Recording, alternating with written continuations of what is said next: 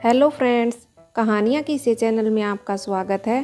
तो चलिए कहानी का अगला भाग शुरू करते हैं। फ्रेंड्स, पिछले भाग में हमने पढ़ा था नंदिनी जब रमा को रुपेश की सच्चाई बताती है तो उसे समझ नहीं आया कि क्या कहे। कुछ देर चुप रहने के बाद रमा ने नंदिनी को एक जोरदार थप्पड़ मारते हुए कहा, मैंने तुम्हें अपनी अच्छी सहेली माना था, तो मतलब ये नहीं कि तुम मेरे पति रुपेश पर इतना घिनौना इल्ज़ाम लगाओगी। तुम्हारी हिम्मत कैसे हुई इतना कहने की? रुपेश मुझसे बहुत प्यार करता है, तुम्हें जरा भी शर्म नहीं आई उस पर इल्ज़ाम लगाते हुए? कैसी औरत हो तुम? निकलो मेरे घर से। और जिस थाली में खाया उसी में छेद किया। उसे क्या पता था उसके साथ ऐसा होगा। आई थी कुछ और सोचकर। कुछ दिनों बाद रुपेश और रमा ने ये बात फैलानी शुरू कर दी कि नंदिनी अच्छी औरत नहीं है, दूसरे मर्दों को फंसाकर अपनी हवस पूरी करना उसकी आदत है। तो चलिए फ्रेंड्स, अब आगे शुरू करते हैं। नंदिनी सबको बता देगी, इसलिए उन दोनों ने पहले ही नंदिनी को बदनाम करना शुरू कर दिया। रुपेश ने रमा को पहले ही अपनी बातों के झांसे में ले लिया था और रमा को विश्वास दिला दिया था नंदिनी झूठ बोल रही है। पूरे मोहल्ले में ये बात आग की तरह फैल गई। नंदिनी को देखकर पास पड़ोस की औरतें बोल पड़ती कि इस चरित्रहीन औरत का मुंह देखना भी पाप है। जो उसकी पक्की सहेलियां थी वो भी उससे रिश्ता तोड़ चुकी थी। आखिर मेरा दोष क्या है? यही सवाल मैं बार बार पूछती हूँ सबसे। आज नंदिनी उस दिन को कोस रही थी जिस दिन वो रुपेश और रमा से मिली थी। एक दिन दुकान से नंदिनी जब माँ की दवाइयाँ लेने गई तो फिर लोगों ने बातें बनाना शुरू कर दिया कि कैसी औरत है, अपनी मर्यादा में नहीं रह सकती थी। कैसी औरत है, रुपेश को अपना हवस का शिकार बना डाला। और फिर रोने धोने का नाटक करने लगी। औरतों ने अपने मुंह पर हाथ रख लिया और हाय हाय करने लगी।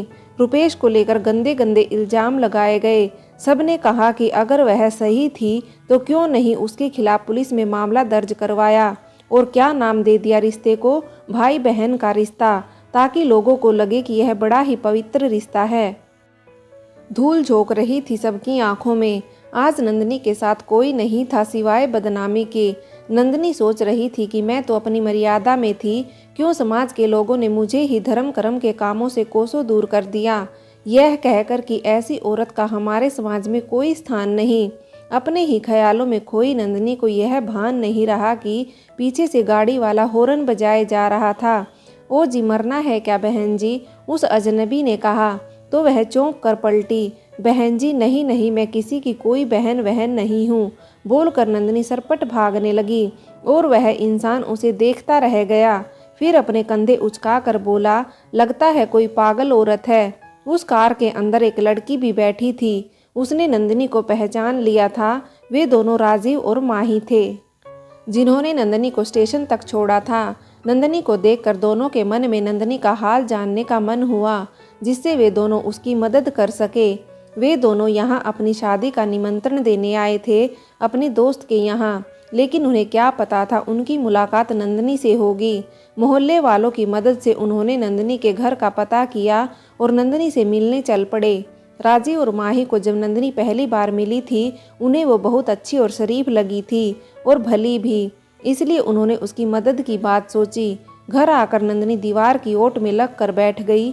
जरा सुस्ताने के बाद उसने पूरे घर को गौर से निहारा। सब कुछ वैसे ही था, सब अपनी जगह व्यवस्थित रखा हुआ। मगर नंदिनी की ही जिंदगी क्यों इतनी अव्यवस्थित हो गई? क्यों उसे आज अपना घर पराया सा लगने लगा? कोई भी उसका चेहरा नहीं देखना चाहता। ये सारे सवाल नंदिनी को मथ रहे थे। आखिर किससे कहे वह अपने दिल का दर्द, कहाँ जाए? मन कर रहा था उसका कि जोर जोर से चिल्लाए और कहे दुनिया वालों से कि उसकी कोई गलती नहीं है। अरे उसने तो उस इंसान को अपना भाई समझा था, लेकिन उसके मन में नंदिनी के लिए खोट था, वह उसे कहाँ पता था। लो नंदिनी, पानी पी लो।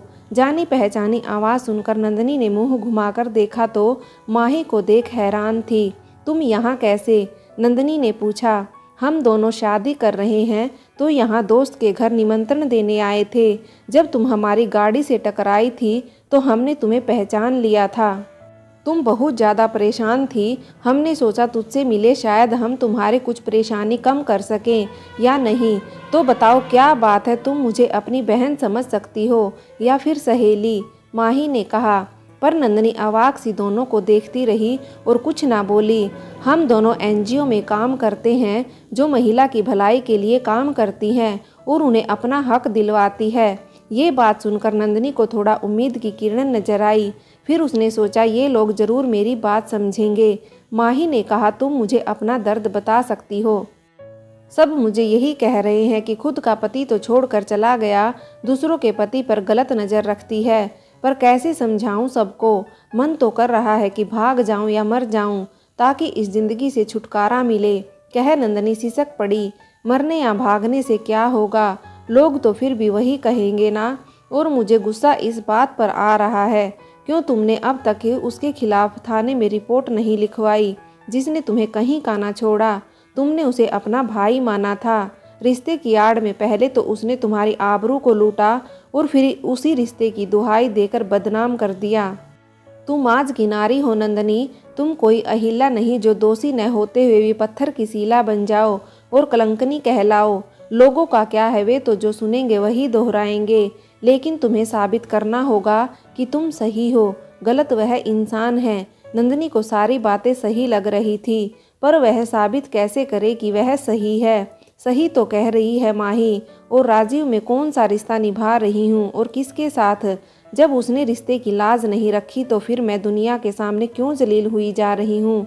छल पूर्वक मेरी निष्ठा को भ्रष्ट कर दिया उस दरिंदे ने, मेरा मन तक छलनी कर दिया उसने, तो फिर मैं क्यों उस हैवान को बचाने की कोशिश कर रही हूँ।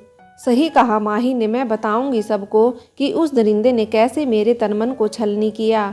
मैं चुप नहीं रहूंगी, कोमल हूँ मैं, कमजोर नहीं।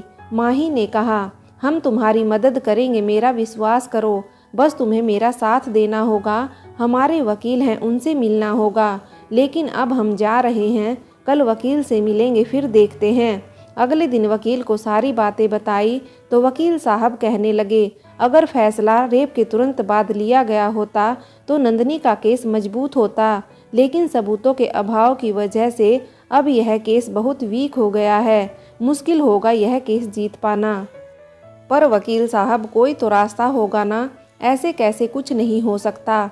नंदनी बोली, हो सकता है अगर गुनहगार खुद ही अपना गुनाह कबूल कर ले तो। वकील ने कहा, पर वह ऐसा क्यों करेगा। वकील की बातों से नंदनी सकते में आ गई, क्योंकि उसके सामने एक बड़ी चुनौती आ खड़ी हुई थी। लेकिन उससे उस इंसान को सजा दिलवानी है, पर कैसे, यह सोच सोचकर वह परेशान हो उठी। घर आकर भी नंदनी चिंता में डूबी रही। बार बार वकील की कही यह बात कि सबूत न होने की वजह से उसका केस बहुत वीक है, यही बात उसका दिमाग झकझोर देती। वह चैन से सो भी नहीं पाई और न ही बैठ पाई।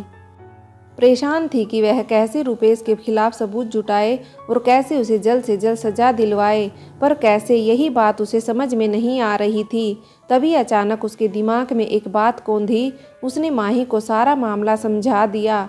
पर नंदनी, यह काम इतना आसान नहीं है बहन, चिंता आतुर माही ने कहा। उसे लगा कि कहीं नंदनी किसी मुसीबत में ना फंस जाए। जानती हूँ, पर मुश्किल भी नहीं। मुझे हर हाल में उसे सजा दिलवानी है, तो यह रिस्क तो उठाना ही पड़ेगा। अब कैसे छोड़ दूँ उस इंसान को मैं, जिसने मेरी इज्जत और आत्मसम्मान को अक्षत विक्षत कर दिया। आप यहाँ। नंदनी को अचानक अपने सामने देखकर रुपेश चौंक गया। घबराइए नहीं भा, सॉरी, अब तो मैं आपको भैया भी नहीं बुला सकती। वैसे हम कहीं बैठकर बातें करें, कहकर नंदनी उसे पास ही के एक कॉफ़ी शॉप में ले गई। वहाँ उसका हाथ पकड़कर कहने लगी, रुपेश, आप उस बात को लेकर गिल्टी फील मत कीजिए, और सच तो यह है कि मैं भी आपको बेहताशा चाहने लगी थी। सच कहती हूँ, जलन होती थी मुझे उस मोटी रमा से जब वह आपके करीब होती थी। भैया तो मैं आपको इसलिए बुलाती थी ताकि रमा बेफिक्र रहे, उन्हें शंका न हो हमारे रिश्ते पर। जानते हैं, जानबूझकर मैं उस दिन घर पर अकेली रुकी, तो इससे अच्छा मौका और क्या हो सकता था। जैसा प्लान बना रखा था मैंने ठीक वैसा ही किया। रुपेश, अगर उस दिन आप हरकत ना करते तो मैं ही आपके आगोश में आ जाती। खैर, बातें तो बहुत हो गई, पर अब क्या सोचा है। उसकी आंखों में झांकते हुए नंदनी बोली, कभी रमा को हमारे रिश्ते के बारे में पता न चले, यह ध्यान मैंने हमेशा रखा। कहकर रुपेश को चूम लिया और जता दिया कि वह उससे क्या चाहती है। पहले तो रुपेश को थोड़ा अजीब लगा, लेकिन फिर नंदनी की साफ साफ बातों से उसे पता चल गया कि वह भी उसी की राही है जिसका वह। फिर तय हुआ कल दोनों एक होटल में मिलेंगे जो शहर से दूर है। अगले दिन नंदनी रुपेश से मिली। माही और राजीव ने प्लान के अनुसार पहले ही कैमरा कमरे में लगवा दिए थे ताकि सारी हरकतें रिकॉर्ड कर सके। रुपेश ने नंदनी के साथ बातें शुरू की। नंदनी के मादक जिस्म को देखकर रुपेश अपना होश खो बैठा और उसे अपनी बाहों में भरकर बेहताशा चूमने लगा। नंदनी ने अपने आप को छुड़ाने की कोशिश की, लेकिन रुपेश तो जैसे होश खो बैठा था। गुस्से में रुपेश ने पिछली सारी बातें भी कह डाली जब उसने नंदनी को अकेला पाकर उसे छुआ था या बलात्कार किया था। लेकिन नंदनी का ये सब प्लान था जिसमें वो कामयाब रही और वो सब कैमरे में रिकॉर्ड हो गया और माही और राजीव को सबूत मिल गया था।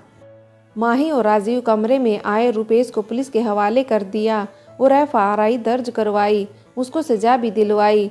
आज नंदनी को थोड़ी राहत मिली रुपेश को सजा दिलवाकर। आज वो सोच रही थी, मैंने आज मेरे एक गुनहगार को तो सजा दिलवाई, सुरेश को तो मैं उसके गुनाहों की सजा नहीं दे पाई, कम से कम इसे तो मिली। जब नंदनी घर पहुंची तो देखा माँ इस दुनिया में नहीं रही। ये क्या था, किस्मत का एक और वार। पिछले दर्द को अभी महरम लगा था, ये नया दर्द जिसके सहारे यहाँ आई थी वो ही इस दुनिया से चल बसी।